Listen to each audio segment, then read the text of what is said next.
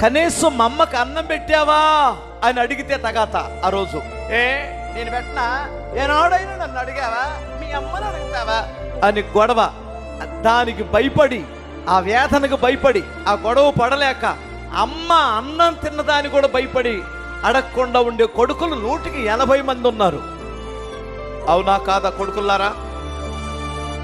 అబద్ధం ఆడకుండా నిజాలు చెప్పండి, స్తోత్రం చెప్పాలి. మా అమ్మ చిన్నదా లేదని అడిగితే ఆ రోజు ఆ చూపుకే ఇటు చచ్చిపోతాడు. ఆ రోజు పక్కన కూర్చుంటే అంటది, ఇసురుకుంటుంది. ఎందుకంటే అమ్మని అడగకూడదు, అమ్మ పేరు ఎత్తకూడదు. అర్థమవుతుందా? నాన్న పేరు ఎత్తకూడదు. అలా అయితే కాపురం, లేదంటే పెళ్ళి కాకముందు అమ్మ దేవతరా, పెళ్ళైన తర్వాత నీ సంసారాన్ని తీసే రాక్షసి. తల్లిని